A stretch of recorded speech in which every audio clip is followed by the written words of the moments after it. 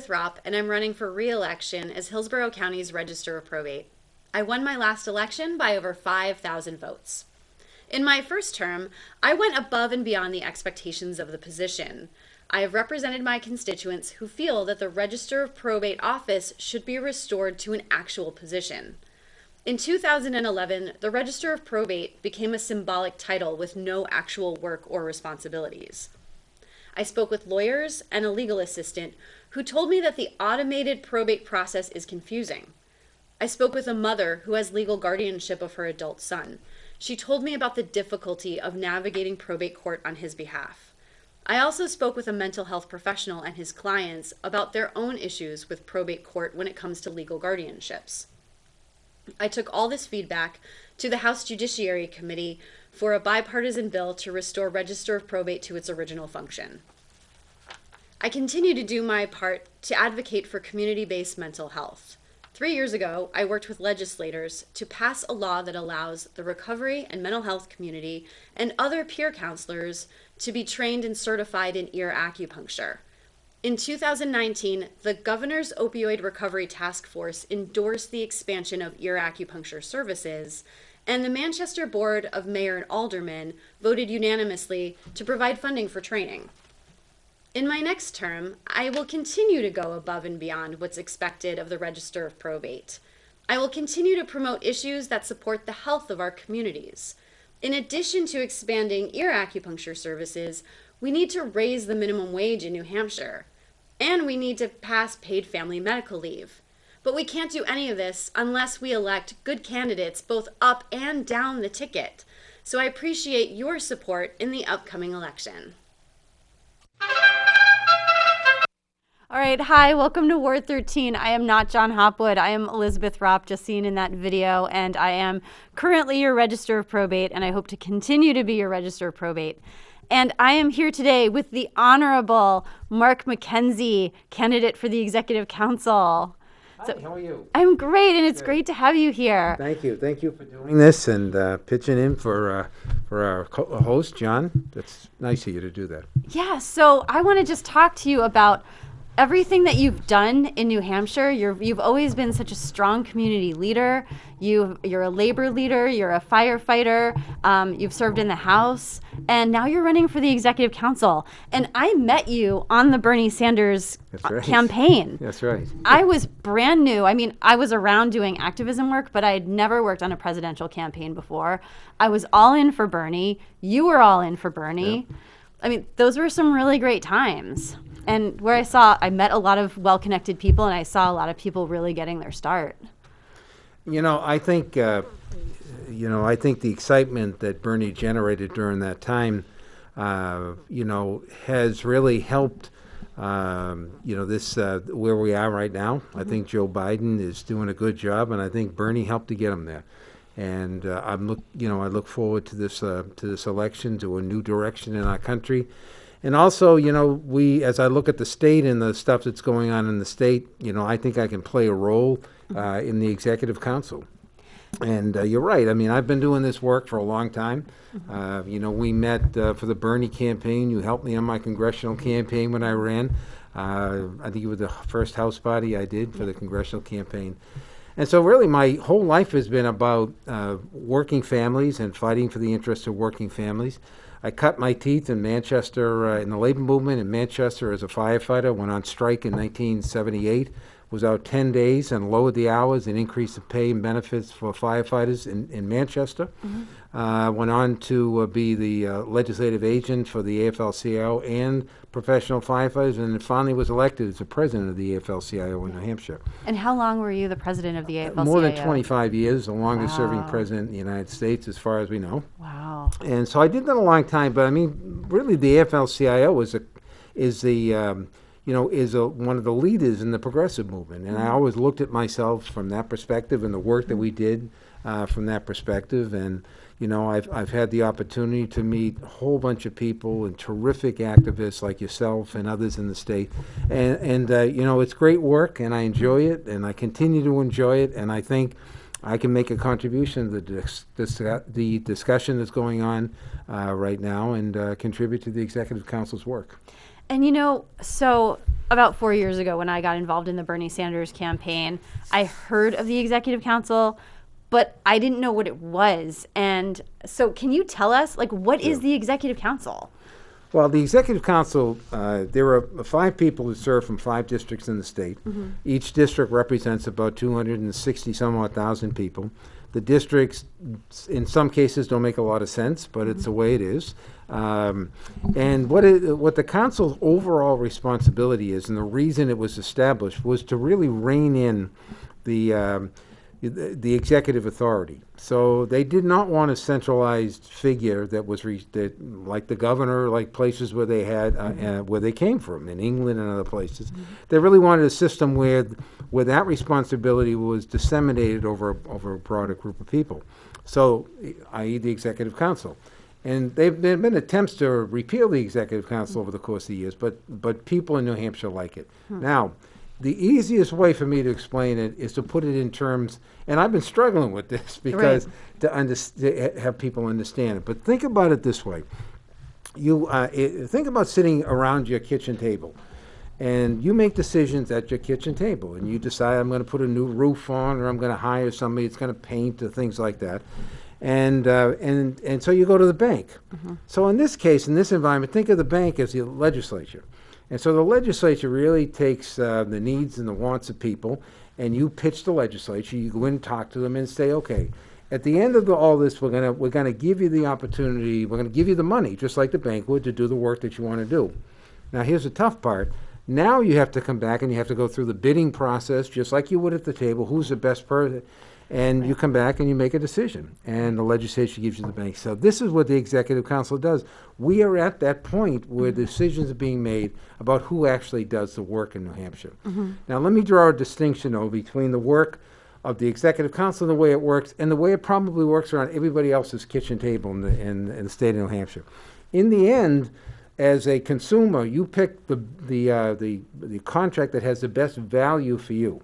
Right. You don't always pick the lowest bid, because you want somebody with experience and follows the law and hires the people. And so, but that's not the case in New Hampshire. For the most part, we use a system called low bid, which means that all of this work that's done, it all comes down to who's got the lowest bid. Yeah. And Andy Valinsky and others have been advocating for a long time. What does that mean when the person comes in with the low bid? And I passed legislation 10 plus years ago, which was called for best value, not low bid, but best value. And the Republican legislature came in the following year and repealed it all. Yeah. Can you cite an example? Like, what kinds of contracts were approved by the Executive Council that went to the lowest bidder, but they might not have necessarily been the best bring in the best quality? Well, I mean, quality is I think some departments do better than others, but let's just say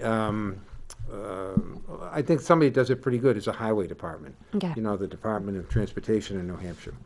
The thing is about the Executive Council, let me just state this, that we depend on contracts in New Hampshire to build out the executive government, to build out government in New Hampshire. For the most part, we don't do road work. We don't build buildings. We don't do a lot of that stuff. That's all farmed out. So that's very different than other states who have a full operation going. So take the Department of Transportation. They do a pretty good job. What they do is they take every single bid and they break them all down. And then they say, well, why did this person come in with a low bid? Now, you can look at some of that and you say, well, you got a better deal on the rocks, you got a better deal on this, you got a better deal on that. What you can't find out, though, which is something that I'm interested in, is what did you pay the workers? Yeah. You can't find that out. Right. So it's not like the federal environment where you have Davis-Bacon and you know what the wages are going to be and they have to report them and you can do it. In New Hampshire, we really don't know. So you could, road and bridges go under the low bid, which locks out all of the union people that I've represented for all the years. But there are a whole bunch of services that will go to the lowest bidder. Right. And it's not the best system. Right. It's not the system you use at your house or I use at mine or other people use. What we want is the best value for the money that the people spend. But more importantly is you can use the money that the state has and the resources that the state have to do good things.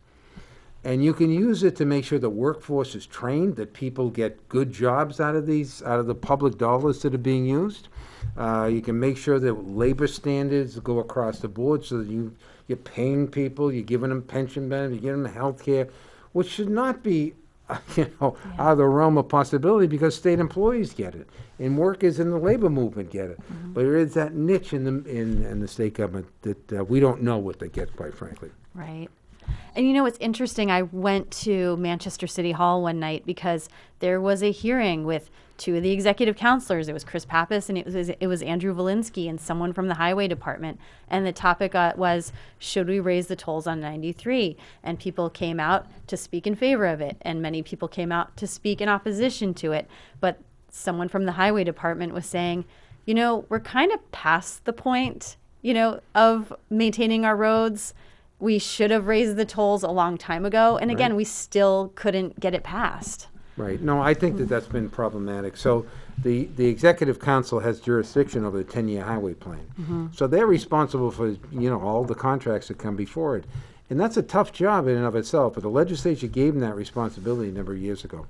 So right now, when you look at the needs of the highway system in the state of New Hampshire, you look at the amount of money available, and I have no idea what this pandemic, with all of this fact that people weren't on the roads buying gasoline, and all of that's going to have a big impact going forward in the future. Right. So that's part of what the council does, is they look at contracts like that, and the other thing the council does, which is really important, a lot of people are drilling down on this, is the council has responsibility for improving all of the appointments, with a few exceptions. But for the most part, the council, the governor, does not have the authority just to simply go ahead and appoint people. It has to go through the council. You need 3 votes on pretty much everything you do. And there are some big jobs that are currently in play right now. Certainly the Department of Education, the court system in the state of New Hampshire, that was very controversial, the nominee for the Chief Justice. So there are a lot of that, but what you have is every department, every commission and things like that all come before the council. So it's a big job. There's a lot of responsibilities, hundreds of contracts that come before you. So I think my training and my experience and what I've done in the legislature and been a legislator and worked and lobbied, I think it really has prepared me for this work. Right, exactly. And you are running against Ted Gatzis. So how would you differentiate yourself from your opponent? Well, I think Mr. Gatzis and I have very different life experiences. My experience has been, working in working as a firefighter, working in the community, working as an advocate in progressive organizations, working as a labor leader and fighting for the benefits of workers throughout the state. Now, Mr. Gatzis can define his own, thing. But what I would say is that if you're looking for somebody who has a background in fighting for the interests of working families, who understands the stress and the strains that workers are under, have been under, and are under in a very big way right now, if you want somebody who has been innovative and passed legislation and worked on issues like family leave and healthcare and other things like that, I think my record is pretty good in those areas, and I would hold it up against anybody in the state of New Hampshire for that. Yeah, so. And it's interesting because the Executive Council works with the governor, but how much control does the Executive Council have over him when he vetoes? How many bills did he veto in the last year? Like over 50? Oh, over 70, yeah. Over 70. 75. But the Executive Council can't do anything. Or can you? Can they? No. Well, we can't do vetoes. We can't certainly override vetoes. The legislature has that responsibility. Right. Quite frankly, I think it's. I think it's a stick in the eye of state legislators and people who spend hundreds and hundreds of hours laboring in committees and listening and taking testimony. And bipartisan work, too. That's right, and crafting legislation. Right. For the governor, I can understand that there may be some disagreement, but when there's disagreement on dozens and dozens and dozens of bills, what is that all about? Right. And I think there was a rally, I understand, yesterday on this, and I think that people got to flip that over and realize what's going on within the state. And the other thing I'll mention is, and And the legislature has challenged the governor. You know, the CARES Act money that came across, you know, $4.2 billion, I think, or $3 billion. A lot of money came into the state. Well, the governor basically took control of that. Yeah. Now, He wanted to give it to private schools. well, private schools and, you know, friends of his, contributors and people who've been in the business. That's not to say they're not capable of doing the work, but that's not the process in New Hampshire. The process in New Hampshire is you come before the Executive Council, you place a bid, and the Executive Council has jurisdiction over that. And the governor basically said no to the legislature, no to the Executive Council, says I'm in charge. Well, I don't think he is in charge. And I think sooner or later there's going to be a constitutional challenge against the governor's authority to do what he did. The legislature has started that process, and I think we need at some point to determine how much they can take from this current constitution. The governor doesn't like the Executive Council. I talked to Maggie Hassan one day. Maggie Hassan said, you know, it's great to be governor, but because her colleagues were asking her in the Senate, she says, it's not as great as you think in New Hampshire because you're really constrained by an executive council. Yeah, exactly. I think it was Jean Shaheen who explained to another governor when she was governor what it's like to be governor of New Hampshire and have this executive council. And she says to him, what would you do in that position? And that other governor from another state said, I think I'd quit. Yeah. But it is, you know, and I don't want to, I know you got time constraints, but to that point, you know what, the strength, I think, of New Hampshire government is that people have the right to participate, and they do, and hundreds and hundreds of people, boards and commissions and other things like that. And it really is, you know, it really is a founding principle of New Hampshire, is what people, when they put this state together, and they established it, they said, this is the way we want our government to be. And it has been in place for many, many, many years. And people, I think, appreciate the fact that there is a dialogue that has to take place, that you got to come to consensus, that you got to work things out, just like we do in the legislature and just like we do in everyday lives. I mean, yeah, at best, you know, we have great people in the legislature who are nurses and teachers and firefighters. And then on the other side of it, it's somebody who moves here with a lot of money and doesn't want to pay taxes, and so they just run and they stay and they stay and they stay, and it's all about how they can hold on and not have to pay their taxes. Well, and I think, you know, I mean, I think that's the struggle, right? The struggle that we always have in legislature, different opinions about things. But in the end, you know, government serves a key role in people's lives. It is a way that we equalize things for people. It's a way that we take what the resources that we have and to make sure that everybody's treated with dignity and respect and have access to those kinds of services, just like everybody does. And you shouldn't have to be rich or famous or, you know, have more than somebody else. The government's responsibility is to make sure that there is some sense of, at least the way the resources in the state are distributed, that it's fair and it's equitable. And there are many people in this state of New Hampshire that depend on the government, on the state of New Hampshire, to help them with their health care, to help them with their everyday problems, and to work with them. And I think to snub your nose at government is not the way to go. And I've been in it all my life. And I know what government's capable of. I know what it can do. I was a firefighter for a long period of time, and never once did anybody say to me, you know, I wish you didn't come. I wish you weren't there. You know, I wish we had cut your taxes so that the fire department wouldn't have the capacity to do it. Now, that's in your face kind of an example. But every day that happens in the state of New Hampshire. We don't have enough money committed to mental health. We don't have enough money committed to the roads. We don't have enough money. And so you're really starving government, and that is unfortunately the plan of people, some people in the New Hampshire legislature, you know, to starve it, starve the beast, as they refer to it as. And they wake up every day doing that. Yeah, and I still don't get it. I see, you know, Free Staters will put out where we're going, we don't need roads. I'm like, yeah, that's really funny, you know, when you imagine that cars can fly, but they can't. We do actually need roads. Yeah, you know, I mean, I think that people really break it down. You know, they want somebody to show up at their house if it's on fire. They want somebody to make sure they're protected if somebody threatens them. They want decent roads. They want good schools. They want all those kinds of things. Right, exactly. I mean, that's the thing that binds us together as a democracy and as a state. And that's what I stand for. That's what you stand for. I've known you a long time. And so I think that's what this fight is all about. And we've got a big job ahead of us in the next few weeks, not even 2 weeks now. Yeah. But we're really fighting, as Bernie Sanders and we know has been saying for a long time, we're really fighting for our future and fighting for who we are and what we are and how we're going to live the rest of our lives. Yeah, I mean, hopefully in the next 2 weeks, we will get rid of the most dangerous and disastrous president who's ever been in control of the White House.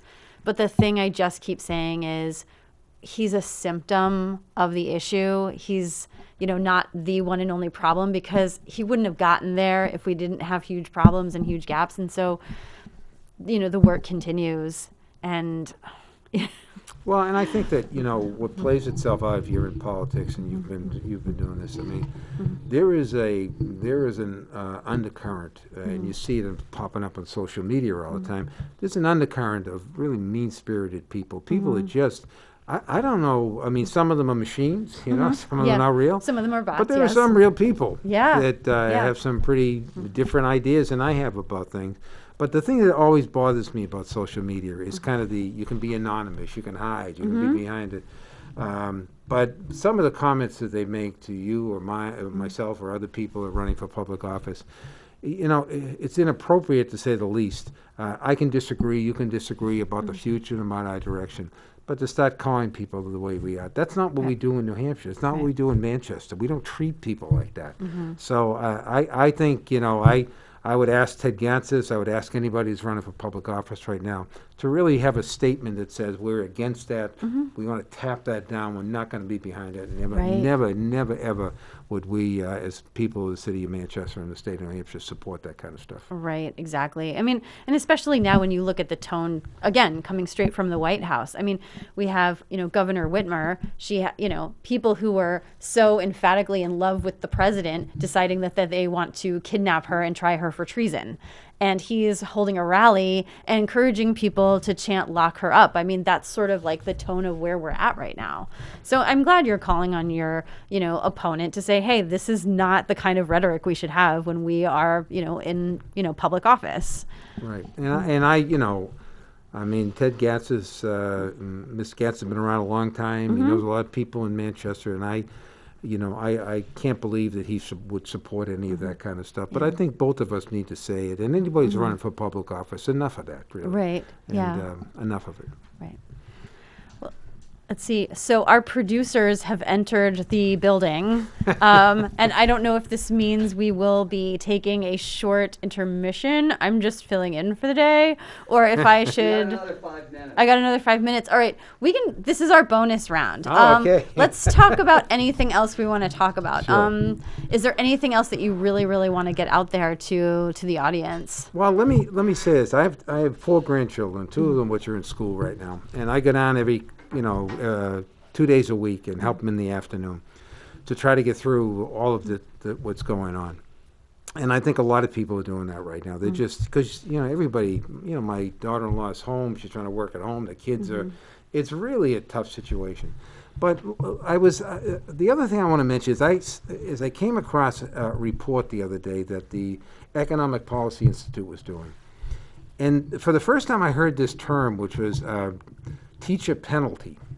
And I'd never heard this term before. And what the term was meaning is this, is that teachers, they are penalized. They are penalized when they enter this business. And when you compare the teachers' salaries and the teachers' benefits and the hours and wages and working conditions of teachers, and you put that against the private sector, there is, for instance, New Hampshire has about an 18.2% penalty. They're right in kind of the middle of this thing.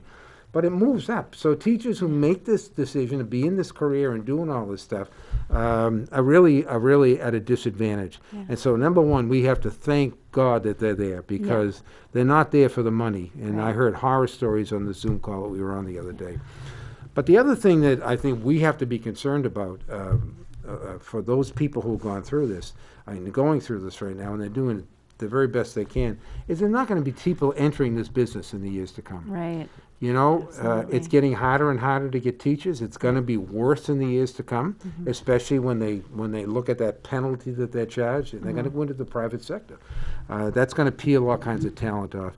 And the other thing is that, whether it's police officers or other public services, people are just not going to go into that business. They're just going to get out of that. So I'm concerned about the future of the public sector, about being able to recruit and retain people in the public sector. And the teachers, I think, are going to be at the forefront of this.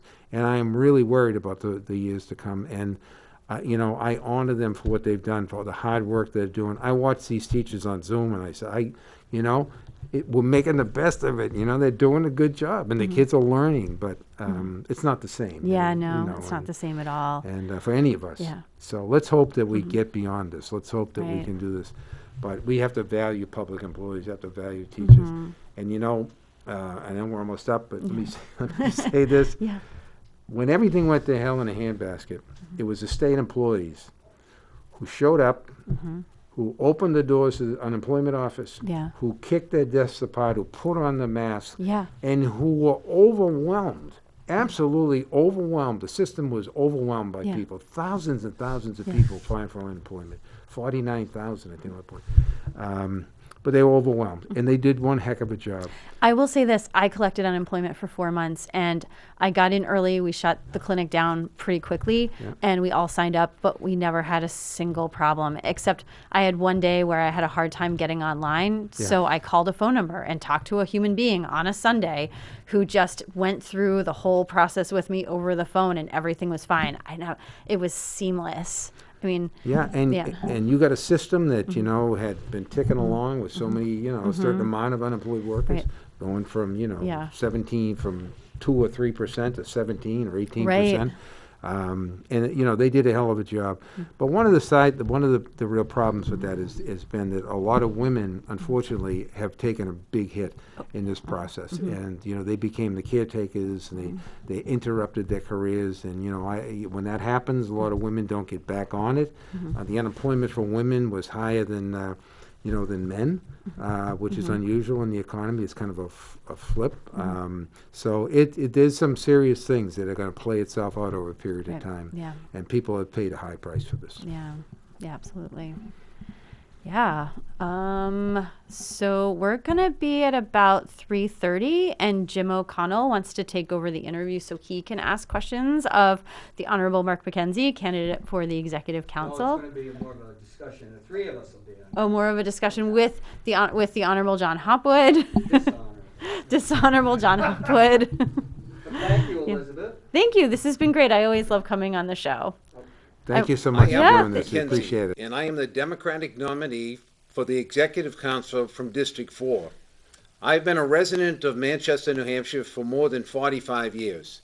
I came to Manchester in 1974 and joined the Manchester Fire Department, where I spent more than 25 years of my life. I retired as a captain from the department. I also have been in service to my community as the president of the AFL-CIO and have served working families for many, many years. I am running for the Executive Council because I believe that we need somebody there that's going to provide accountability and transparency. The Executive Council is an important component of executive government. It shares the authority of the governor of the state of New Hampshire, with 5 people coming from 5 districts from throughout the state. It was put in place primarily to keep the governor in check. And while many governors don't like that, that is what our Constitution says. It is responsible for reviewing all of the contracts over $10,000 that come before the council for many, many services that the state of New Hampshire provides. It is also responsible for the highway plan, approving contracts for the 10-year plan and reviewing all of the information relative to that plan. It is important because many of our roads and bridges in New Hampshire need attention, and the Executive Council has the responsibility to make sure the money gets to where it needs to make sure the roads are repaired. In addition to that, the Council also has another important role, which is to approve many of the nominations in the state for boards and commissions, and the Chief Justice, the Department of Education, and all of the commissioners come before the Executive Council for approval. I think it's important that we have somebody there who has experience, who understands that it's important for transparency and accountability, and that people should know where their money is being spent. And what I promise the voters of the District 4 is that I will do the very best I can to make sure that you have the information, that you know what's going on in the Executive Council, and that I will be accessible, and that you can call me if you have issues with government in general. My name is Mark MacKenzie, and I am the Democratic nominee for the Executive Council District 4, and I am asking for your support. Thank you, and be safe. Hi, folks. Welcome back. So I'm here, Jim O'Connell. I'm sitting in not what would be normally Jon Hopwood seat, the catbird seat. So it's on me, and we have our host, Jon Hopwood here, and we're joined again by Mark MacKenzie, candidate for Executive Council. So I'm going to pass it to Jon. Well, I'd just like to say, you and Elizabeth Ropp, you were having an interesting discussion about school teachers. So I have school teachers in my family, and of course, one of the reasons I want Jim to come on was because he is the alderman at large on the school board. But yeah, and today's my birthday. I wasn't supposed to be here, folks. But Happy birthday. Into the breach. You know, hope they- once more into the breach. I hope they're rolling in here with cake and ice cream pretty soon. Yeah, I hope it's better than cake and ice cream. I had some cake last night. Let's not talk. I'm 61, and I felt that cake in a way I never did, like several years ago. But yeah, as a person with family members that are school teachers, to come to Manchester like I did 10 years ago, which is my hometown I grew up in, and to see them demonized by certain people, and who we won't bring their names up, was a shock. And then I was stationed in Germany, West Germany, for 2 years when I was in the Army. And in Germany, a teacher is so respected. Even a public school teacher is revered. That's one of the reasons their cultures, the sciences, are so superb in that. Sometimes I wonder, America. I'm going to give it over to you. This is not a Manchester thing, right? It's not a this is Manchester nationwide. thing. We've seen public education. And the demonization of unions, because the last time we were on, we talked about where does all this anti-union sentiment, and I think working people have suffered as union power declined. I used to be in the UAW, and there was a media onslaught starting in the late 70s, but particularly the 80s, against unions. It's not like it's just the sentiment, sprouts out of people. People can go and Google it, or do, we were saying offline a minute ago, it's getting harder and harder to lie, you were saying, because people can verify, but I don't know if that's quite right. But the correlation between the levels, the percentage of population that are members of a union in any state, and the average income for workers in that state, there's a direct correlation. The higher the percentage of union of workers in a state, and the higher the average hourly salary is in that state. And everything that's associated with it in terms of economic output and et cetera, et cetera. But however, some people want to malign unions, and when you get, if you've got a million people or whatever it is, or hundreds of thousands of people, they'll find the bad apple or the bad example and use that. But I think the argument is clear that if you're not organized, you don't have a place at the table. But in any case, so the attack on public education is nationwide, and we've seen this. In cases in places like Wisconsin with the public teachers union there. How does the Executive Council and the governor affect this? I know that we have the problem with, it's a problem to me, shifting public education money to private schools, essentially. Yeah, New Hampshire has a problem with funding of public schools based on the fact that it's in property taxes. And so when you rely on property taxes, if we had a more broad-based tax and not property tax, then decisions could be made about, you would make normal rational decisions, which would be that the towns or districts or the areas of the state with the greatest need would get the money where it was needed, and the ones with the least need would get Claremont less. 1 and 2. And what happens in New Hampshire is exactly the opposite. We actually we look at, I think, the most, the highest We're going to get a word financed in with you soon. school district in Yeah. the state is, I think, it was Newcastle, and it was $33,000 or $34,000 per student per year. Yeah, what can an executive And council, so- how does that affect it? Well, I mean, I think I think the way the council, first of all, you're going to pick a whole bunch of people over the next few years that are going to be responsible for public education. And another Supreme Court justice. And another Supreme Court justice, and a whole bunch of people are going to be in public service. And so I think that there is a good discussion that needs to be had about this. But I want to back up just a little bit, and in terms of the problem with funding of education. My sense is, having represented workers for a long time, there is a bigger problem. There is a bigger underlying problem going on here. There is a growing divide between the rich and the poor in New Hampshire. That is identifiable. The Charitable Foundation has done research on this, et cetera. Right. And my concern is that the people who have the resources, people who have the capacity, are going to do just fine. Yep. Their children are going to get the best education they can get. They're going to go to private schools. They're going to be funded by the parents. And that is going to be the way a lot of people with resources are going to go, which leaves those people, and there's no more middle. I mean, the middle is closing down. You're going to have people at the other end of the spectrum, people in the public schools in Manchester and other places like that, who are in need of a good education, just like somebody with resources, and the challenge is going to be to provide them that. Also, Mark, I might add, and Jim has been out there on this both before he was on the school committee and when he was a private citizen, is that we have changing demographics in this city. We have people with multiple languages, come from different cultures. I think West High School has, is it majority people, children of color or something? I'm not Something sure. I think 42% is one, but I'm not sure the number. Yeah, and we traditionally don't have, we were traditionally much more white, quote unquote, and we don't have the history of how to deal with it, although there are models from other states, and there's such resistance to change. Well, and I'd be interested here, Jim, what your sense is about recruitment of teachers in general. As I was saying in an earlier segment, I was on a call with the president of the NEA the other day, not the state, but the national NEA. Terrific presentation. But the bottom line is that attracting people to public education is going to be increasingly more difficult.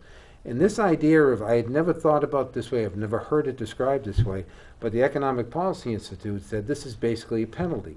That we're taking teachers who make their lives and commit their lives to public education and work in school, they're being penalized in the sense that their counterparts in the private sector are making a whole lot more money than they are. In the case of New Hampshire, that penalty is about 18%. We end up about in the middle. But there are places in the South and other places that penalty is 30%, 32%. Right. And so we got to turn that around. Well, here in the city of Manchester, we just went through, after the teachers were a number of years without a contract, we have a new contract from the, whatever the date was, but earlier this year, February, I think perhaps it was approved.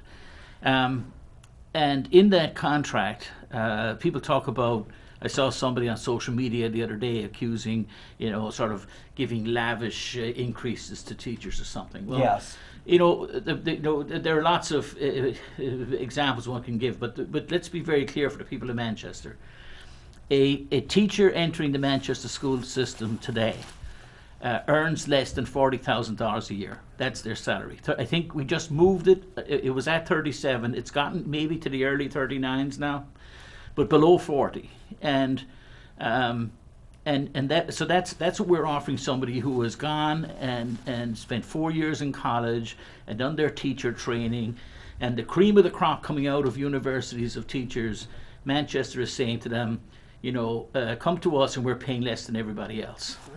And Jim, there's nothing like in Massachusetts. Like my niece and her husband, they teach in Lawrence, and there's a program to attract teachers there, like loan forgiveness and that. Does Manchester benefit from anything like that? Does New Hampshire have anything no, like we've that? just we have started a program with Southern New Hampshire University, But that's a nascent nascent program right now. But the big picture, that's at one end of the scale, and it's really it's to go against the narrative. You know, I mean, I'm fine with people saying, look, this is the best we can do, and therefore we're paying at this level. It's the obfuscation and denial, right? So the numbers can't be hidden from. There is no new teacher coming into Manchester earning more than 39,000 a year. Yeah. That's just a fact, and it's not competitive.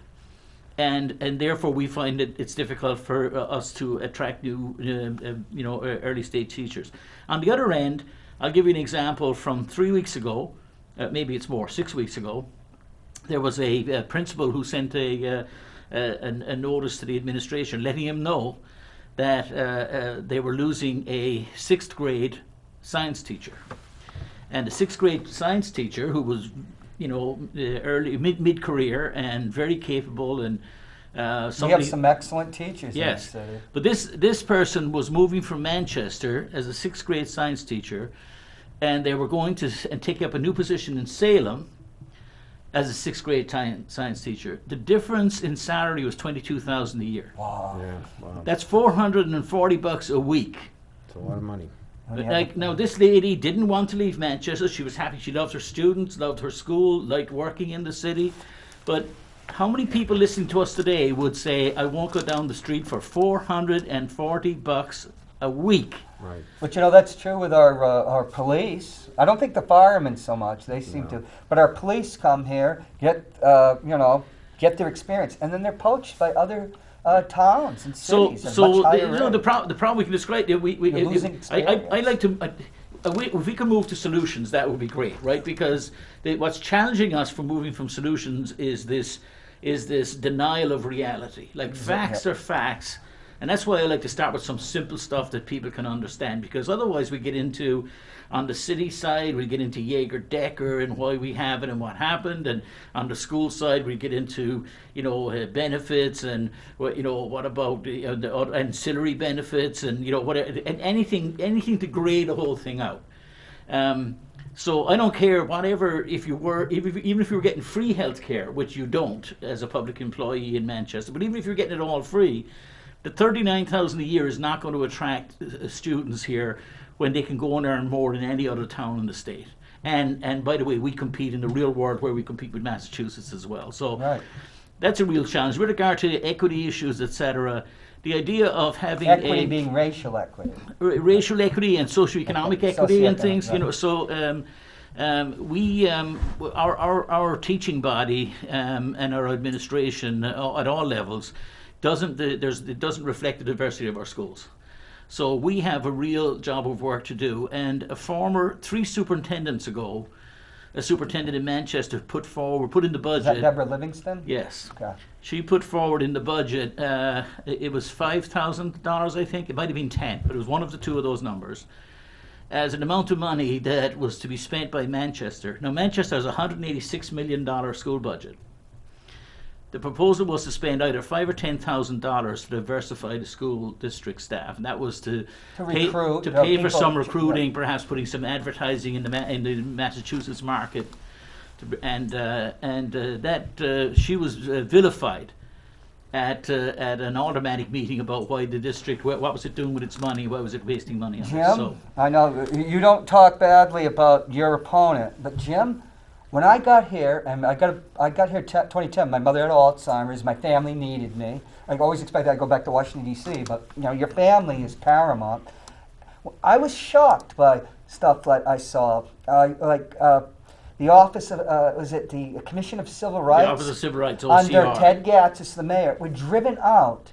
Well, they came before the meeting to talk to the city because of things that were going on in the city. Yes. And they began, and this was a professional and polite environment, but the content of what they had to say wasn't to the mayor's liking. So it wasn't even controversial. It wasn't, but they were simply reasonable. saying there are issues in our schools. Right.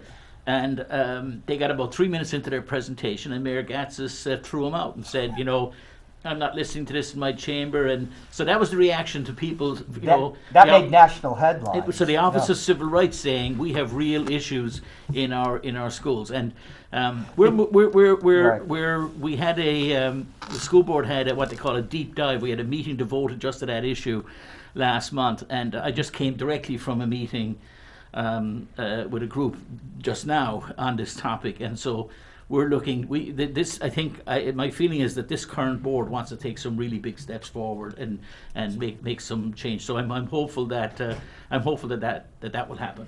Yeah, that's good. I mean, that's, there are so many issues, I think, within the state of New Hampshire that if we're not committed to working together to get through some of this stuff, it's never going to happen.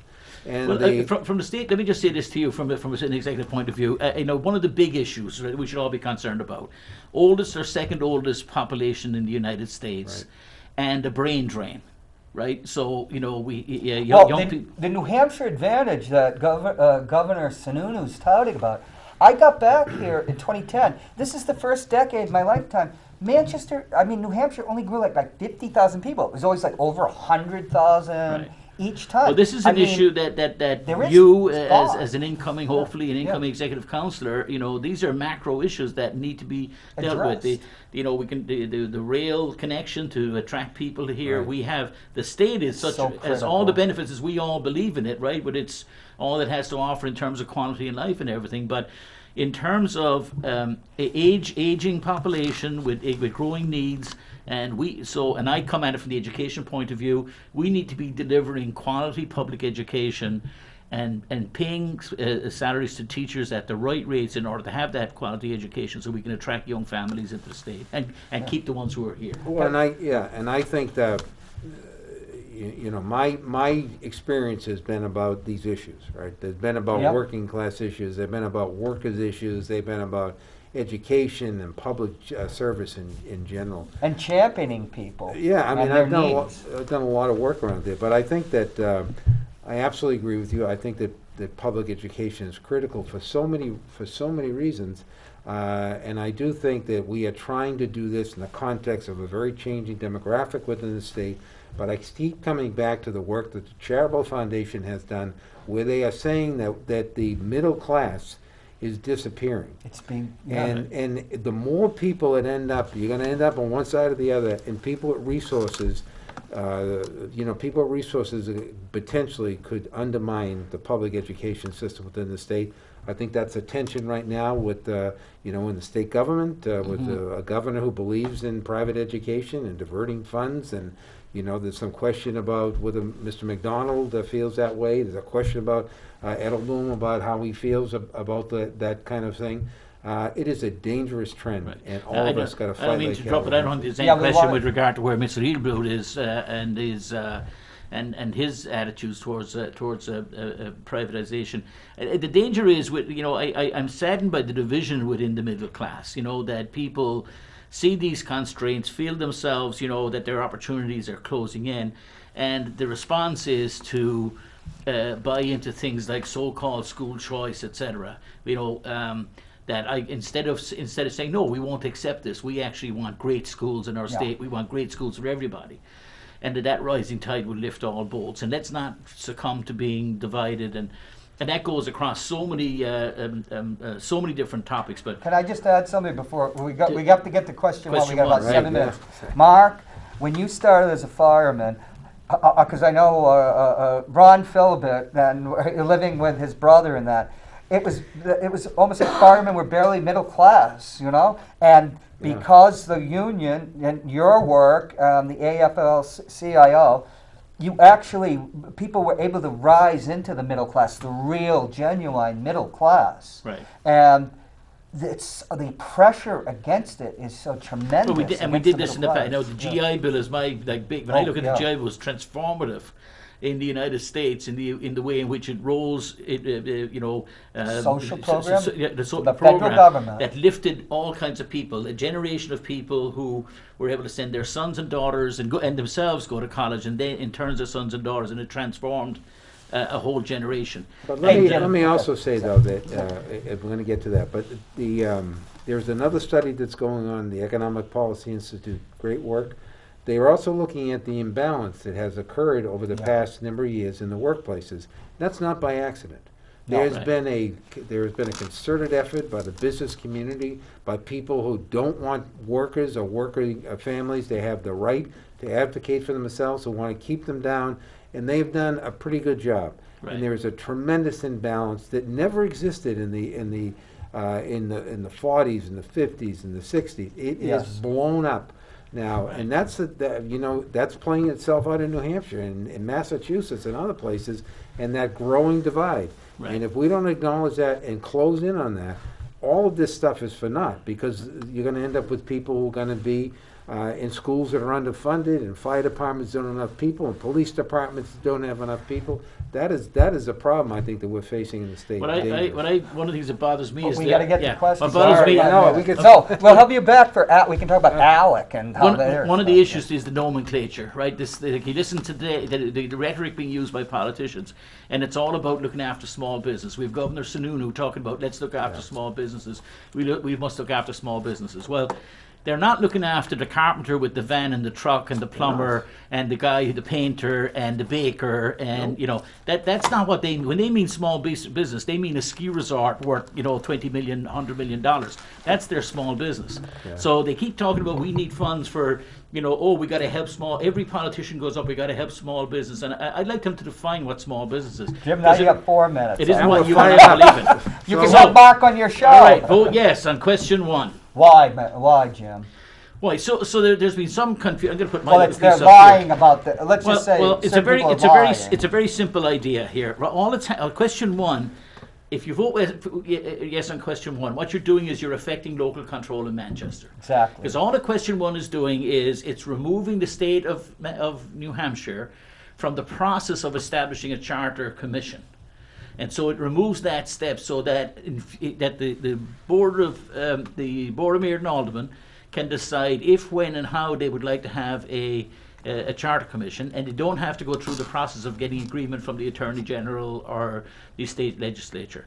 There are those who are worried about it being some kind of backdoor to giving the school board its own ability control. to override the tax cap, which and it an does. ability to override. It does not.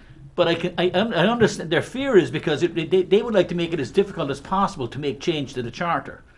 And this removes the step. But in the end, any change to the charter would happen by it has to go before the people in a public plebiscite. Right. The people would have to vote on the charter. There can be no change to the charter sort of jerry-rigged in from the back and just established. The people would get the choice. All this does is remove that one step. And so that's where the argument is. Anybody who is in favor of local control, this is a simple enabling piece of work that would allow us to be in control of our own destiny.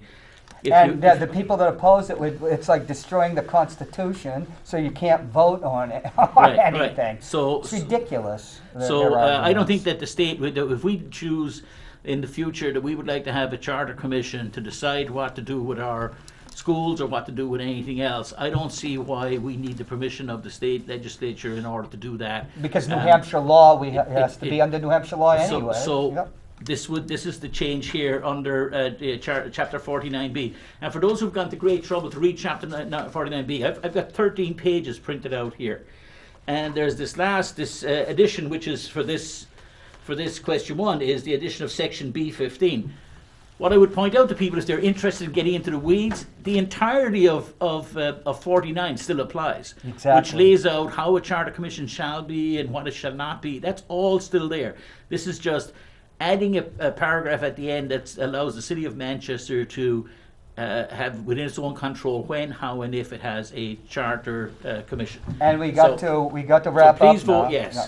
Because you hear people that say they're for choice and local control, and they actually want to take that away from people. Yeah. Well, Jim, we got about a minute left, and Mark, if you want to say, Mark, just you have a minute, and then Jim. Well, Mark, I'd like to give you my minute as well. Okay. You're running for office in 2 weeks. And the executive council has a huge effect on it does, public and I would say education. before you speak, I would encourage anybody who's interested in what I think is that Mark MacKenzie is a man with a long history and has devoted his life to the working class people of the state of New Hampshire.